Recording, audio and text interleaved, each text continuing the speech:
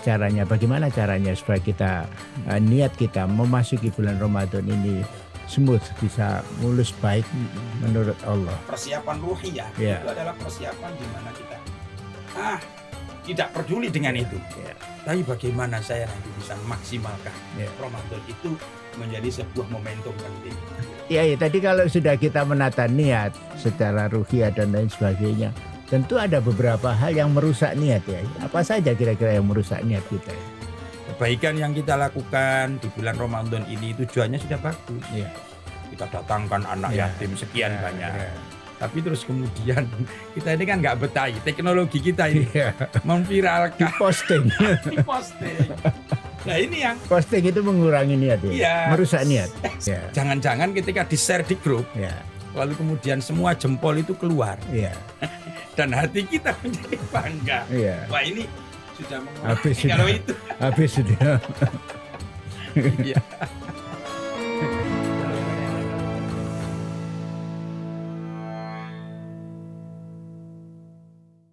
Assalamualaikum warahmatullahi wabarakatuh. Waalaikumsalam. Alhamdulillah kita ketemu lagi di podcast Ngopi Disik, Ngobrol Pagi Dialog Gersik. Yang kali ini kita memasuki edisi spesial Ramadan, berbincang tentang berbagai hal masalah Ramadan. Mudah-mudahan bisa menjadi pencerahan bagi kita semua dan bermanfaat dalam perbincangan kami. Baiklah pemirsa, banyak hal yang mesti dikulik di ibadah puasa dan tentunya butuh ada yang bisa memperbincangkan persoalan-persoalan puasa ini. Kali ini saya kedatangan tamu yang cukup banyak dikenal sebagai pembimbing utama haji dari KBIHU Aswaja Semen Indonesia. Beliau banyak sekali memberi bimbingan terkait dengan pelaksanaan ibadah haji dan umroh. Kali ini saya hadirkan untuk berbincang tentang mempersiapkan diri menyambut bulan Ramadan. Kita temui saja Bapak Kiai Haji Ahmad Syuhafik MAG. Assalamualaikum Yai. Waalaikumsalam warahmatullahi wabarakatuh. Alhamdulillah. Saya Gus. Ya. Mudah-mudahan tetap sehat. Ya, Syuhafik yang banyak dibutuhkan umat dan tentu saja ini berkaitan dengan puasa Ramadan. Tentu saja Yai bahwa Ramadan ini menjadi perhatian serius dari umat karena memang secara tuntunan Rasulullah sejak Rajab itu Rasulullah sudah menuntun kita untuk selalu berdoa agar bisa nyampe di Ramadan. Begitu pentingnya Ramadan. Apa sebetulnya rahasia di balik doa kita bisa dipertemukan dengan Ramadan ya? Yeah. Terima kasih Gus Isu. Assalamualaikum warahmatullahi wabarakatuh. Waalaikumsalam. Para pemirsa, perkenalkan saya Muhammad Syuhafik. Saya kira saya ini santrinya Gus ini. Bisa aja. Alhamdulillah saya berkesempatan untuk sowan di tempat yang istimewa pada saat ini, berbincang tentang Ramadan terkait dengan yang tadi disampaikan oleh panjenengan bahwa sesungguhnya ada hal yang menarik yang perlu kita lihat, bahwa bulan mulia atau Ashhurul Hurum yang ditunjuk oleh Allah di dalam Al-Quran itu ada 4. Sesuai dengan surat At-Taubah ayat yang ke-36. Inna iddatash syuhuri 'indallahi 12 syahran fi kitabillah yauma khalaqas samawati wal ard minha arba'atun hurum. Bahwa Allah menciptakan bulan dalam 1 tahun itu ada 12. Dan 4 diantaranya yang ditunjuk oleh Allah sebagai arba'atun hurum, 4 bulan yang mulia. Dalam banyak tafsir, 4 bulan mulia itu tidak menyebut Ramadan Ya. dan juga tidak menyebut Sya'ban. Ini yang menariknya di sini ini. Jadi 4 bulan yang ditunjuk sebagai bulan mulia itu adalah bulan Dzulqa'dah, Dzulhijjah, Muharram, dan Rajab. Lalu kenapa kemudian Sya'ban dan Ramadan itu tidak disebut Ya. di sini? Ini ternyata menurut saya itu sesuatu yang menarik, Gus. Ya. Kalau saya membahasakan bahwa inilah skenarionya Allah, bukan berarti kealpaan Allah, tidak. Ya. Tapi ini skenario Allah yang saya kira memberikan ruangan kepada Nabi untuk melakukan sesuatu. Sehingga kemudian Sya'ban dan Ramadan itu katut menjadi bulan mulia. Ya. Dan bahkan gongnya Ya. itu ada pada Ramadan. Bahasa saya ini, bahwa Sya'ban dan Ramadan itu menjadi bulan mulia. Justru yang bikin proposal itu Kanjeng Nabi. Iya. Kalau saya melihat. Dari doanya itu ya. Iya, di antaranya nanti ketemu dengan doa itu. Bermula dari 2 kejadian penting yang terjadi pada bulan Sya'ban. Jadi Sya'ban itu kan ditandai dengan 2 peristiwa penting yang kalau saya katakan itu Muhammad banget sebenarnya, Gus. Yang pertama adalah diperintahkannya pindah kiblat. Ya. Dari Baitul Maqdis ke Baitullah. Sebenarnya ini tidak kok pindah baru, tidak. Karena awalnya memang kiblatnya Muslim itu ya di Baitullah. Ya. Sejak Nabi pindah ke Yasrib di Madinah itu ada perintah Rasulullah itu untuk pindah kiblat ke Baitul Maqdis. Nah, jujur saja dalam sejarah itu bahwa selama Nabi mengarahkan kiblat ke Baitul Maqdis itu gak sergus, gak nyaman. Ya. Ada banyak alasan yang secara manusiawi menurut saya bisa kita pahami kenapa Nabi itu tidak nyaman. Ya. Pertama, karena sesungguhnya Muhammad itu penduduk asli Mekah. Ya. Jadi sebagai orang yang cinta tanah air, saya kira ketika kemudian ada perintah untuk hengkang kiblat, itu sesuatu yang berat, saya kira itu hal yang bisa kita pahami. Yang kedua, bahwa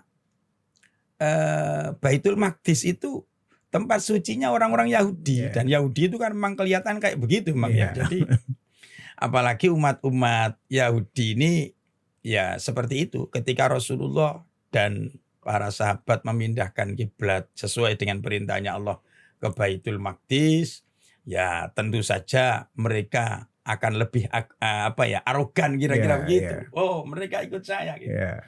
Itu menambah hal yang tidak nyaman oleh seorang nabi pada saat itu. Tapi bagaimanapun saya pikir ini ada pelajaran pentingnya. Seberapapun tidak nyamannya, kalau itu adalah perintah Allah ya harus dilakukan gitu loh. Tanpa ada, inilah hebatnya Nabi itu. Cukup dipendam aja dalam hati. Dan Allah sudah paham itu tentunya. Sampai berjalan 16 bulan loh, Gus.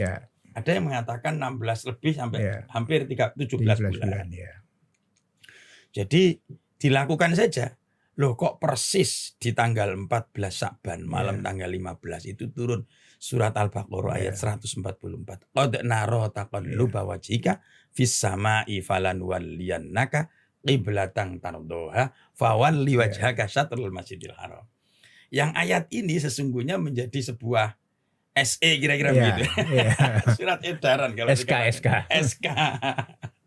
Bahwa malam itu ada perintah di mana Rasul harus pindah kiblat. Sampai-sampai di dalam ayat itu qad nara taqalluba wajhika fis sama. Saya paham Muhammad, kamu itu selalu menengadahkan tanganmu ke atas, wajahmu ke atas itu. Sesungguhnya ada bahasa, ada goresan kekecewaan atau keberatan. Sekarang kembalilah kamu kepada kiblat tardoha yang engkau sukai. Fawalli, nah ini takkidnya di situ. Fawalli wajhaka syatrul Masjidil Haram. Jadi betapa bisa dibayangkan seorang Muhammad itu ketika mendem lama lalu kemudian ada perintah itu. Subhanallah, senang sekali. Itu kejadian pertama. Lalu kemudian kejadian yang kedua adalah turunnya surat Al-Ahzab Ya. ayat 56. Innallaha wa malaikatahu Ya. yusholluna 'alan nabi ya ayyuhalladzina amanu shollu 'alaihi wa sallimu taslima. Ini lagi malah Ya. wah tersanjung Rasulullah Ya. itu. Karena bagaimana ya Allah, malaikat dan Ya. perintah kepada seluruh manusia untuk beriman, untuk membaca Bersolawat, sholawat kepada ya. Nabi itu. Muhammad ini Rasulullah ini tersanjung Ya. banget. Itu Nah, bulan Sya'ban. Itu bulan Sya'ban. Nah, kalau kita lihat sebelum-sebelumnya memang Nabi itu istimewanya di sini. Ya. Sangat perhatian kepada kita umatnya. Ya. Kalau Rasulullah itu mendapatkan kehormatan, reward lah Ya, katakan ya. itu. Dari Allah itu selalu diatasnamakan umatnya. Umatnya. Ya. Coba kita lihat pada saat Isra Mi'raj. Ya. Ketika Isra Mi'raj itu Allah menyampaikan ucapan selamat datang, Ya. welcome kepada Ya. Nabi itu. Assalamu alaika. Ya. Ini kita ambil ujungnya aja, Gus. Ya. Yang ketika di Ars itu Ya. ketemu ada meeting Ya. besar itu Ya. antara seorang makhluk Ya. dengan Allah. Ya. Rabbul alamin.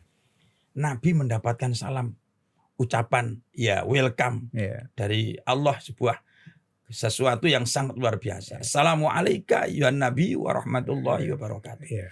Nabi menjawabnya ini tidak egois. Ya. Dhamirnya aja pakai nah. Iya. Assalamu alaina. Iya. Dhamirnya itu mutakallim wahdam, Iya. mutakallim al ghaib. Iya. Nahnu subhanallah. Jadi dari situ bisa kita ambil dengan kejadian Sya'ban itu tadi bahwa ketika Rasul itu mendapatkan momen yang betul-betul menyanjung Nabi, Iya. selalu saja Rasulullah itu tidak untuk dirinya sendiri. Iya. Maka terus kemudian muncullah sebuah hadis, inna rajaba syahrullah Iya. wa sya'bana syahri wa Iya. ramadhana syahru ummati. Iya. Ini luar biasa ini. Pancingan di mana kemudian hadis besar ini Iya. kemudian muncul. Inna rajaba syahrullah. Sesungguhnya Rajab ini bulannya Allah. Iya. Memang betul dari 4 tadi itu. Iya. Nempel 3 dan 4 yang Rajab itu. Terus ini, wa sya'bana syahri. Iya. Sya'ban ini spesial bagi saya. Iya. Bulan saya ini. Iya. Karena saya mendapatkan sanjungan ini. Iya. Maka kemudian sebagai wujud syukurnya, lalu kemudian Rasul memaksimalkan ibadah pada bulan Sya'ban. Terutama pada pertengahan Sya'ban yang kita Iya. kenal dengan isu Sya'ban Iya. itu, Gus ya. Lalu Sayyidatina Aisyah sempat bertanya, karena beliaunya seringkali ditinggal pada malam hari itu. Ya ini jealous-nya perempuan kan Sya'ban begitu. ya. Di bulan Sya'ban. Di bulan Sya'ban itu. Iya. Awalnya tidur bareng. Iya. Tapi Tahu-tahu ndak kemudian di ada. ujungnya enggak ada. Iya. Dan kalau boleh dibayangkan itu, Gus. Kalau sekarang itu kan banyak listrik. Iya. Begitu suaminya nggak ada kemana itu kan Iya. jelas-jelas. Kan pada saat itu kan gelap gulita. Iya. Begitu Sayyidatina Aisyah turun dari ranjang, nyari demek-demek nondi gitu. Iya. Ndak ketemu. Nggak ketemu. Iya. Ternyata ada di sampingnya tempat tidur. Rasulullah itu sedang sujud. Sejadi-jadinya hampir menghabiskan malam itu untuk bersujud. Sampai kemudian Aisyah bertanya, ada apa Muhammad? Ada apa wahai Nabi? Kok bisa seperti ini? Iya. Ada apa? Akhirnya kemudian Rasulullah menyampaikan, tahukah Anda ini di bulan apa? Dan malam ini malam apa? Beliaunya menyampaikan, inilah malam di mana Allah mengangkat semua amal manusia. Malaikat itu melaporkan, mengaudit tahunan. Iya. Kira-kira Iya. begitu. Iya. Dan saya ingin malam penting ini siangnya saya berpuasa dan malamnya saya gunakan untuk memaksimalkan ibadah. Rasul itu Iya. seperti itu. Iya. Akhirnya lalu kemudian ini paten menjadi bulan mulia. Iya. Ramadan syahru ummati. Iya. Ramadan ini bulannya umat saya. Iya. Nah ini hadiah saya pikir, efek dari rasa senangnya. Sehingga bisa kita tarik kesimpulan, Gus. Ramadan ini bulan besar. Iya. Yang sesungguhnya milik kita sebagai umatnya. Kalau Nabi saja Iya. dengan bulan beliau Iya. menghidupkan segitunya, bagaimana dengan kita? Iya. Kira-kira begitu sinyal yang saya tangkap. Sehingga bulan ini adalah bulan euforia spiritual saya Iya. kira. Iya. Bulan ibadah, bulan di mana kita berpesta, Iya. tapi tidak berpesta dansa loh ini. Iya. Iya. Kira-kira begitu kan? Iya. Kira-kira. Jadi artinya ini umat yang harus berbahagia karena Iya, betul. memang ini adalah bulannya umat itu. Bulan kita. Saking sibuknya maka tiap sore itu macet. Rame. Karena ribut terus ini umatnya. Karena bulan ini bulan umatnya, Iya. sehingga yang sibuk itu umatnya. Betul. Sibuk cari takjil. Ngabuburit, Gus. Iya, ngabuburit. Ya, tentang persiapan misalnya. Ketika kita tahu begitu istimewanya Ramadan, sehingga dipersiapkan jauh hari sejak Rajab, maka persoalannya semakin dekat, tentu kita mesti menata niat. Betul. Apa caranya, bagaimana caranya supaya kita niat kita memasuki bulan Ramadan ini smooth, bisa mulus baik menurut Allah. Terima kasih, Gus. Tadi nyambung dengan keterangan yang tadi untuk masuk pada poin itu. Makanya saking pentingnya 3 bulan itu kan akhirnya jadi nyambung. Bulannya Allah, bulannya Muhammad, Rasulullah, bulan kita. Bulannya umat, akhirnya kan jadi nyambung. Maka Nabi pun kemudian menyampaikan dan mengajarkan doa kepada kita, Allahumma barik lana fi Rajab wa Sya'ban wa ballighna Ramadan. Ada hal yang menarik dari doa ini, statementnya beda 2. Ketika Rajab dan Sya'ban, kalimatnya barik lana. Dengan huruf atau barik lana. Tapi ketika Ramadan, balighna. Enggak pakai wa barik lana. Artinya memang, saya pikir ini adalah gong kita, untuk kita ya. Saya pikir ini adalah gong. Gong itu kan ditabuh belakangan. Dan itu yang menjadi klimak dari sesuatu cerita yang penting kan begitu. Maka saya melihat Ramadan ini sebagai sebuah momentum besar bagi kita. Oleh karenanya hadirnya tidak boleh kita biarkan begitu saja. Kalau kita ini di dunia saja. Kalau kita sedang mempunyai gawe dan momentum besar, tentu ada prepare yang sekian panjang ya Gus ya. Baik menyangkut tentang dana, menyangkut tentang konsumsi, bahkan menyangkut tentang komitmen, saya pikir ini yang lebih penting. Oleh karena itu, bagi kita yang beriman kepada Allah, tentu Ramadan ini menjadi harapan penting. Balighna tadi. Seolah-olah tersirat sebuah kalimat, kita khawatir. Apabila nanti tidak sampai ketemu Ramadan. Iya. Nah, tidak sampai ketemu Ramadan itu, kalau dalam saya, di dalam pikiran saya ada 2 kemungkinan. Ada orang itu yang tidak ketemu Ramadan zahiran wa batinan, alias sudah tidak punya umur kan begitu. Yang kedua, mungkin kita punya umur, sehat juga barangkali, tapi ternyata nggak punya chemistry dengan Ramadan. Nah, ini yang paling bahaya sebenarnya. 2 hal itulah yang kemudian kalau saya pahami, kenapa kemudian kok tidak barik lana, tapi balighna. Pertemukan ya Allah saya di bulan ini. Karena nanti saya akan pasti berdoa barik lana juga itu. Saya akan mempersiapkan banyak hal. Oleh karena itu saya pikir persiapan Ramadan itu tidak hanya dari sisi niat saja, tapi sebuah persiapan secara komprehensif. Setidaknya ada 5 hal yang harus kita siapkan ketika Ramadan itu akan tiba kemarin itu. Yang pertama adalah persiapan ruhiyah. Persiapan ruh. Yang ini ada di dalamnya niat. Komitmen. Mau apa di saya ketika sudah betul-betul ketemu Ramadan. Sebab ada loh orang itu yang senang Ramadan itu datang itu karena faktor ekonomi, faktor dunia. Bisnis apa? Laris ini. Ini laris ini. Bisnis pokoknya. apa yang tidak laku sekarang ini? Kalau Ramadan kan begitu. Sehingga bagi pelaku pasar dimanapun, Ramadan itu berita berkah. Berita berkah itu, berita gembira. Jangan-jangan kita senangnya dari sisi itu ini. Maka persiapan ruhiyah itu adalah persiapan di mana kita tidak peduli dengan itu. Tapi bagaimana saya nanti bisa memaksimalkan Ramadan itu menjadi sebuah momentum penting. Karena ada riwayat begini, Gus. Ternyata ini menarik. Yudkhalul abdu ilal jannati bisalasati asbabin. Ini kajian tasawuf ini, Gus. Bahwa seorang hamba itu dimasukkan oleh Allah ke dalam surga. Karena 3 sebab saja. 3 sebab saja. Yang pertama, bisa babir ridho war rahmah.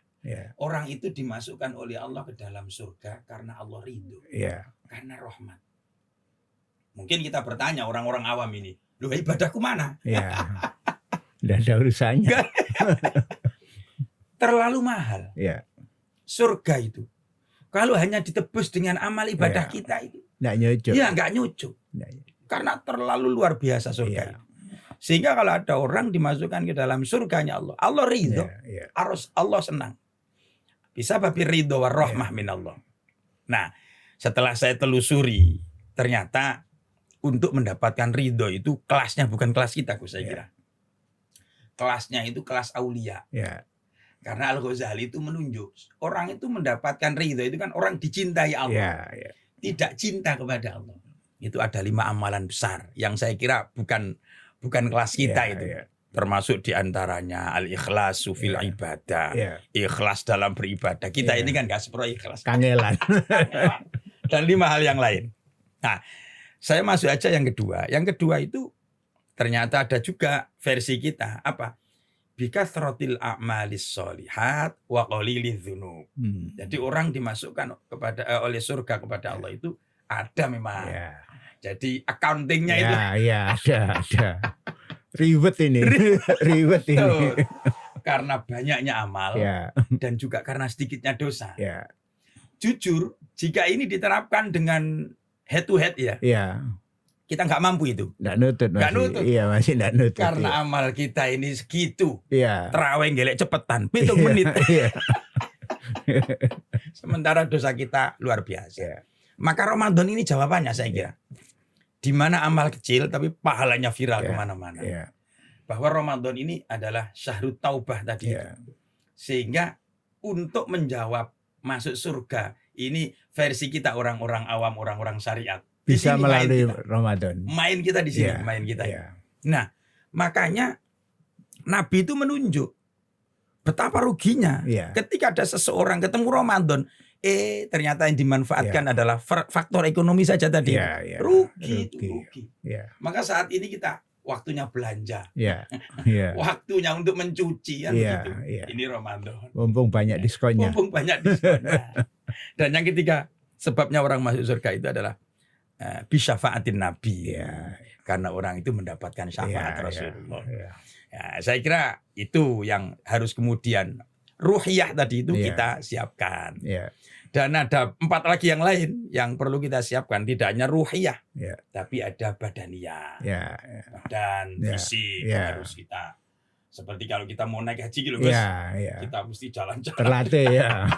Terlatih ya. Kemudian yang ketiga itu adalah ilmiah. Ilmu kita harus kita siapkan. Ya. Bahwa Ramadan ini ibadah. Ya. Ibadah itu rohnya diterima oleh Allah itu ada 2 hal. Yang pertama karena niatnya benar. Iya. Yang kedua karena ada ilmunya. Iya. Maka Karena menguasai ilmu. benar Iya. tahu menguasai ilmunya, Iya. ini syarat rukunnya, Iya. ini yang membatalkan puasa, ini Iya. yang membatalkan pahala. Iya. Jadi saya sangat bahagia dan kita semuanya senang dan bahagia itu. Ketika Ramadan itu ada pesantren dadaan walaupun Iya. kilat. Iya. Saya menyebut pesantren bulog. Iya. Ya dalam rangka menambah hasanah keilmuan tadi. Iya. Kemudian ada persiapan maliyah. Ada persiapan maliyah. Iya. Ya untuk zakat, Iya. yang mau mengeluarkan zakat fitrah, Iya. mengeluarkan zakat mal. Iya. Inilah momentumnya yang Iya. tepat gitu loh. Supaya kita mendapatkan kelipatan pahala tadi Iya. itu. Iya. Dan yang kelima adalah kita juga perlu saya kira mempersiapkan ujungnya di sini. Jadi persiapan amaliyah. Karena sudah komitmen, maka Iya. kita beramal itu harus real. Iya. Nah, ini satu hal yang menurut saya menarik, bahwa jangan terjebak dengan awalnya Ramadan. Iya. Karena kan banyak ini fenomenanya. Kalau Ramadan di awal itu wah luar biasa. Oh, iya, wis. Hanya Masjid berumur penuh 3 hari. ya 3 hari.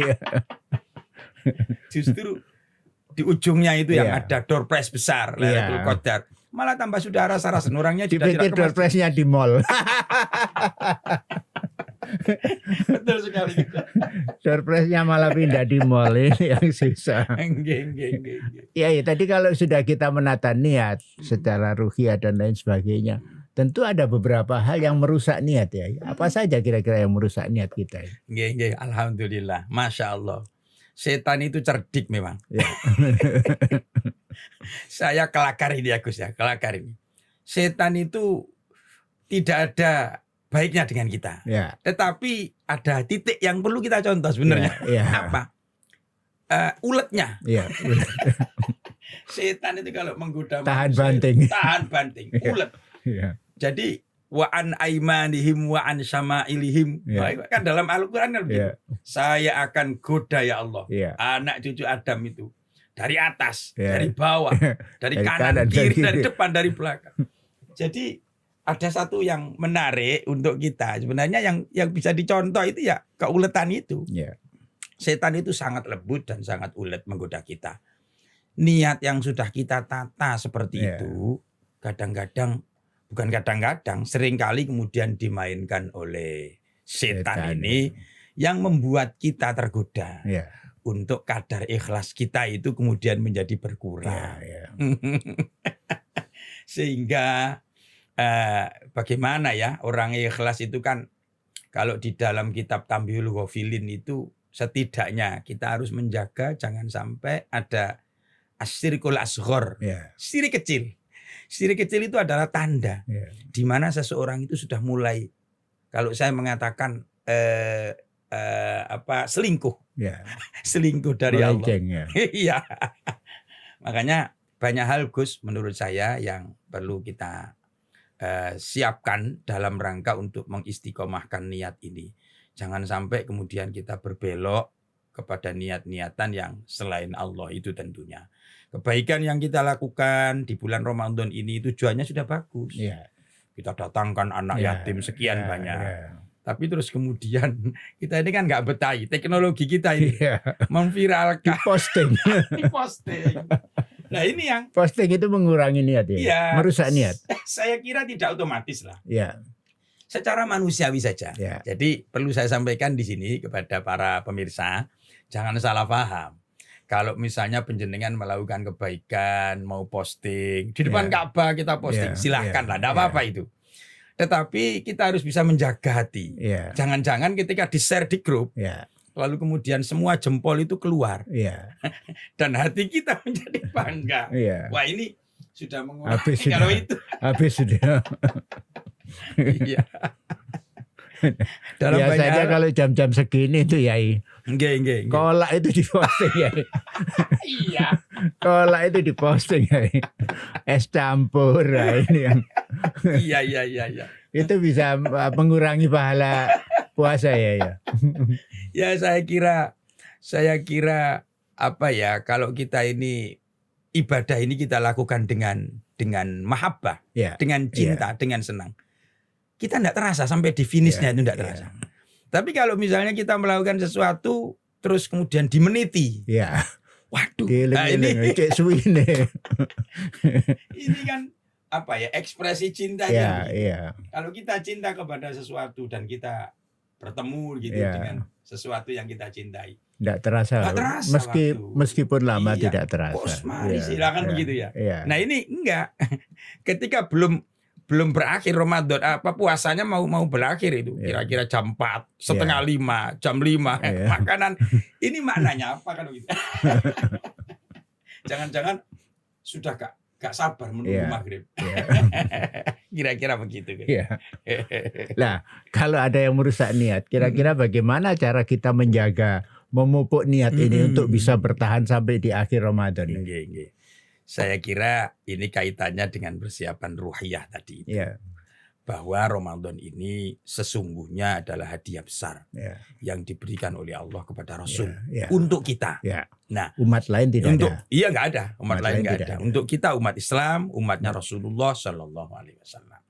Ketika kita mengingat itu, maka sesungguhnya ini sesuatu banget bagi kita Ya. yang harus kita jaga. Ya. Sehingga kita harus ibarat emas itu menjaga agar tetap 24 karat. Ya.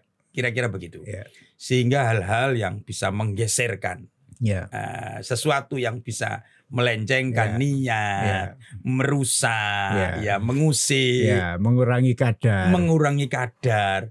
Termasuk juga kalau saya kan puasa ini atau apapun syariatnya Allah itu kan ad-dinu nasihatun Ya. wasyariatu tarbiyatun.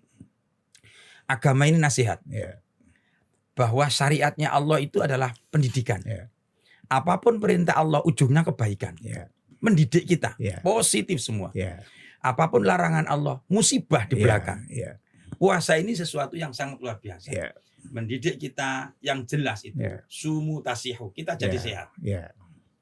Karena kita ini seringkali melakukan sesuatu atas nama keinginan. Ya. Makan ya keinginan, nafsu kan. Bukan kebutuhan. Ya. Ya. Kalau itu yang terjadi, Ya. maka merusak diri kita. Ya. Nah, puasa ini kita disentuh oleh Allah dengan pendidikan itu. Ya. Sehingga di ujung puasa itu setelah Ramadan, pada saat Ramadan nanti beberapa hari akan berakhir. Kita semuanya merasa kehilangan. Ya. Nggak tahu kehilangan itu pura-pura atau Ya. gimana. Tapi paling tidak yang bisa kita rasakan nanti pada saat Syawal itu. Di mana Syawal itu kan paradoks sekali. Ya. Ya. Sebelumnya kita tidak makan ngempet Ya. banyak hal.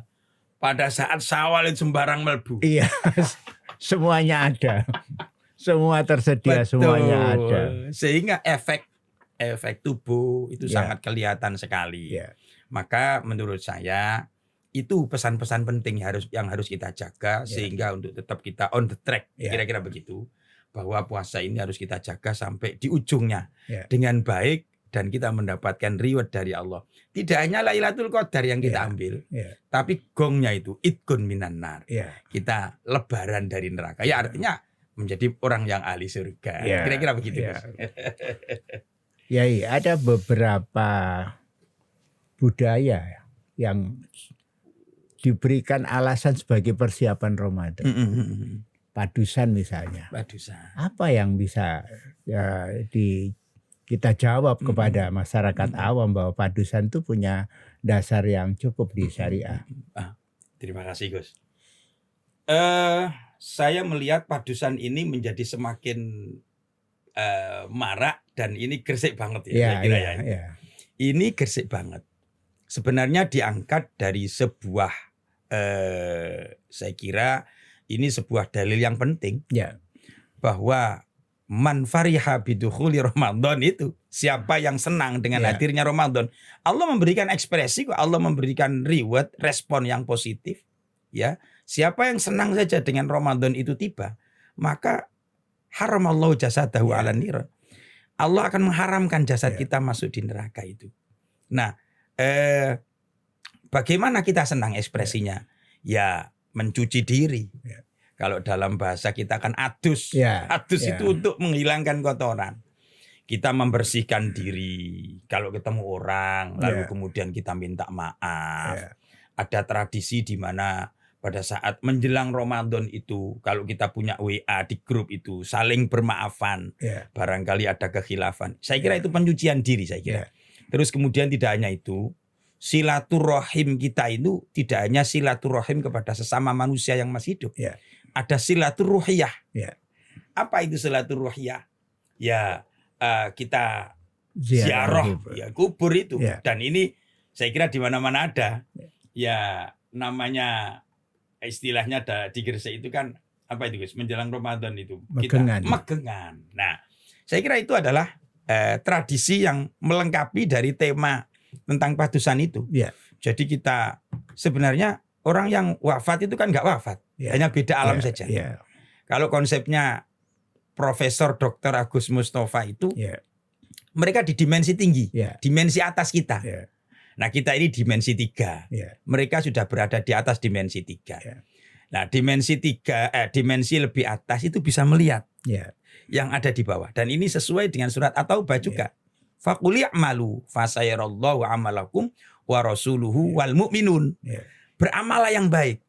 Karena Allah akan menjadi saksi, Rasul akan menjadi saksi, orang-orang mukmin itu akan juga menjadi saksi. Artinya apa? Bahwa kita hidup ini juga bisa dilihat oleh orang yang sudah wafat. Kitanya yang tidak bisa. Karena kita ini berada di dimensi di bawahnya. Nah, sebagaimana kalau kita di center itu guys ya. Kita di center dari sana ada gambar kita. Yang bisa melihat gambar kita ya kita, bukan gambar kita, karena kita di dimensi 3. Gambar kita itu dimensi 2. Jadi atas dasar itu sesungguhnya kalau kita mau kehadiran Ramadan, ya tidak ada salahnya. Kita megengan, kita silaturahim dengan ziarah kubur, sekalian juga kita mengingatkan kematian, dan kemudian kita mendoakan betapa senangnya mereka kita doakan dan akhirnya kemudian Allah ridho kepada kita. Yang diharapkan kemudian Ramadan kita sukses. Kira-kira begitu, Gus. Itu kira-kira tradisi yang kita anut. Iya, yang kita anut. Tapi di kubu sebelah ini ya, bahasanya ini tidak ada tuntunan, tidak ada dasarnya ini. Ini bagaimana menjawab mereka ini ya? Saya kira semua orang punya penafsiran tersendiri dan tafsir kita itu kan bukan hanya tafsir gotak-gatuk akal, tapi kita coba sambungkan dengan dalil-dalil lain yang kira-kira kemudian punya cantolan hukum di situ. Bahwa ziarah kubur itu juga perintahnya Nabi, walaupun Rasul sebelumnya pernah melarang, karena pada saat di periode Mekah itu kan sangat rentan gitu. Kalau dalam bahasa keindonesiaan animisme, beresiko menjadi animisme. Animisme kita ini beresiko, dan saya kira animisme dalam tanda kutip yang terjadi pada zaman sekeliling Saudi Arab pada saat itu di zamannya Nabi, saya kira ya sama ya. Setiap orang itu punya kayak katakanlah kaitan dengan roh nenek moyangnya gitu ya. Dan ketika kemudian seseorang akidahnya belum kuat, itu nanti bisa menyambung syirik dengan mudahnya, sehingga Nabi pada saat itu melarang. Lalu kemudian pada periode Madinah, ketika kemudian semua akidah seseorang manusia atau sahabat itu sudah stabil, sudah settle, maka fazuruha, silakan. Dan inilah kekayaan ulama-ulama kita ya. Jadi ulama-ulama Nahdliyin itu luar biasa di dalam rangka untuk merantai, mengaitkan bahwa ada persoalan pelajaran spiritual yang sangat kuat. Spiritual itu antara kita ya dengan Allah dan sambungannya dengan para roh. Dan juga ada pelajaran etika yang sangat luar biasa. Kita sebagai anak, kemudian orang tua kita sudah wafat. Apakah kita mentolo begitu saja? Gak kita sambangi. Itu luar biasa. Ulama-ulama kita. Artinya sekalipun itu katakanlah sebagai sebuah tradisi, itu yang luar biasa manfaatnya. Benar. Ada beberapa di antara kita misalnya ketika menjelang Ramadan kemudian masak sesuatu kemudian dibagikan ke tetangga-tetangga. Ada juga yang mungkin bikin acara tahlilan di masjid, di musola, kemudian mereka makan bersama di sana. Kira-kira menurut Yai gimana ini? Inilah sesuatu lain yang menarik dengan serba-serbinya Ramadan. Hazanahnya sangat kaya sekali. Bahwa Ramadan ini adalah syahrus sedekah. Bulan berbagi. Kira-kira begitu. Lah bentuk berbaginya itu seperti apa? Yang disebut oleh Nabi di dalam hadis yang jelas itu adalah memberikan takjil. Iftar, memberikan iftar kepada orang lain, berbagi takjil kepada orang lain. Nah itu bisa kita menyampaikan kurma, bisa memberikan takjil di pinggir jalan, misalnya begitu. Ada juga yang kreasi kita ini, kreasi ulama-ulama kita dan tradisi kita yang diangkat dan memang diamini oleh para ulama kita. Ketika Ramadan seperti ini sudah kadung gawe makanan, apakah memang harus kurma? Tidak. Apa malah? Yang dibagi malah mesti ada apemnya. Apapun ya, makanan halal ya yang bisa diminati oleh banyak orang. Justru menurut saya ini ekstrim ini saya Gus. Kalau ada seseorang yang memang kurang senang dengan manis-manis, kurang senang bukan alasan diabetesnya karena emang nggak senang saja, seleranya aja, nggak apa-apa lah. Menurut saya justru sedekah apem itu lebih mulia, karena dia memang senangnya apem. Daripada dikasih kurma, karena nggak suka, nggak hobi, nggak kemakan kan gitu. Jadi intinya adalah apapun konsumsi yang kita berikan kepada banyak orang, mereka senang, tersenyum, alhamdulillah, walaupun tidak terucap di bibir manisnya orang itu untuk berdoa baik kepada kita. Paling tidak bangganya dia, senangnya dia, itu sudah cukup membuka rahmatnya Allah. Begitupun pada saat kita berdoa kepada untuk ahli kubur kita, kita tidak bisa meminta doa kepada ahli kubur, jelas nggak bisa. Mereka sudah pasif, tidak aktif lagi. Tapi ketika mereka ahli kubur itu merasakan senang wong didoakan, Iya. itu cukup sudah membuka rahmatnya Allah untuk kita. Nah, kira-kira kalau misalnya ada di antara pemirsa, terutama ibu-ibu, punya makanan yang menarik, bagi aja di masjid. Supaya lebih berenergi, minta aja Fatihah. Apalagi kalau tahlil. Itu jadi Kira-kira makin begitu. banyak Makin yang banyak, didapat, makin kaya ini. Iya. yang semestinya dicermati ya, ada yang menyambut Ramadan beli mercon. Kan ada itu beberapa tempat itu. Kalau masuk bulan Ramadan mereka menyalakan mercon dan lain sebagainya. Benar. Itu yang semestinya tradisi yang tidak bisa dibenarkan dan tidak punya alasan kuat untuk bisa menjadi kebaikan Ramadan gitu ya. Saya lebih memahami psikologi publik. Psikologi publik. Bahwa Ramadan itu hadiah dan harus kita senang dan bahagia. Cuman ketika kemudian itu segmentasi publiknya itu adalah orang-orang yang dalam tanda kutip pemahaman dan di sana memang ada sebuah tradisi yang sangat kuat. Kalau kita bahagia itu kan euforia. Euforia. Ibarat orang itu mau mendapatkan kebahagiaan suatu itu ekspresinya itu jelas. Nah, untuk orang-orang yang tadi saya katakan di daerah-daerah tertentu tanpa menyebut daerah, kadang-kadang memang mereka ikatan emosional kedaerahan itu. Walaupun seseorang itu sudah lama di luar wilayahnya lah katakan. Tapi kecilnya itu ada tradisi itu gitu loh. Dan tradisi itu dibikin oleh nenek moyangnya yang nyun sewu dalam tanda kutip. Pemahamannya itu ekspresinya ke sana. Kita harus senang ini. Nyumet kembang api, nyumet mercon. Biar semakin dahsyat.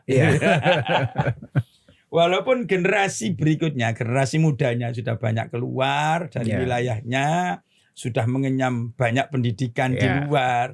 Ketika kembali, balik memori lagi lah.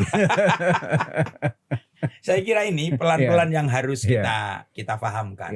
Tidak ada dukungan syariah di sana ya. Saya kira tidak ada. Justru malah menurut saya ini yang harus diedukasi.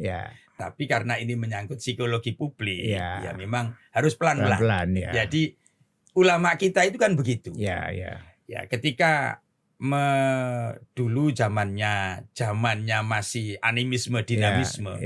Sebenarnya ketika ada orang wafat, orang meninggal, itu kan mereka melakukan ritual di kuburan, sesajen segala macam.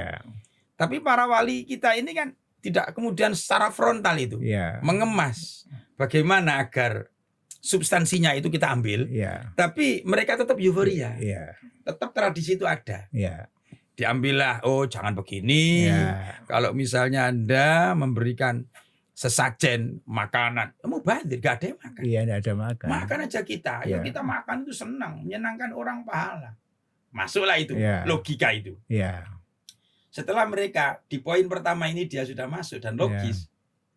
Nah, para wali melanjutkan lagi. Nah kalau begitu ya, kenapa di kuburan?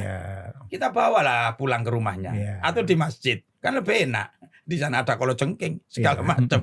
Ini menurut saya cara-cara begitu yang harus kita lakukan, termasuk dalam rangka untuk merubah budaya. Budaya apa ya? Budaya yang kurang benar lah itu. Merconan ketika Ramadan. Bahkan nanti pada saat Idul Fitri, merconan lagi itu nanti. Lebih banyak lagi.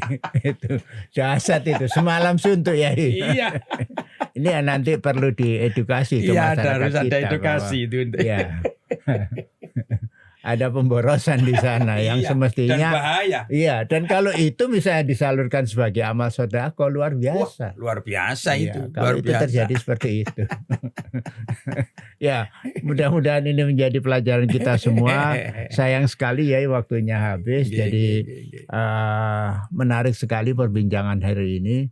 Mudah-mudahan menjadi pencerahan dan manfaat kita bersama. Dan kita tetap bisa menjaga niat puasa kita dengan baik. Dan benar-benar sampai pada target terakhir menjadi muttaqin sebagaimana yang diharapkan oleh Allah Subhanahu wa taala. Mudah-mudahan semua pemirsa diberi kesehatan dan tetap mampu bertahan untuk melaksanakan niat puasanya dengan sebaik-baiknya sampai pada hari kemenangan. Terima kasih sudah menonton. Sampai ketemu di podcast yang akan datang. Assalamualaikum warahmatullahi wabarakatuh. Waalaikumsalam warahmatullahi wabarakatuh.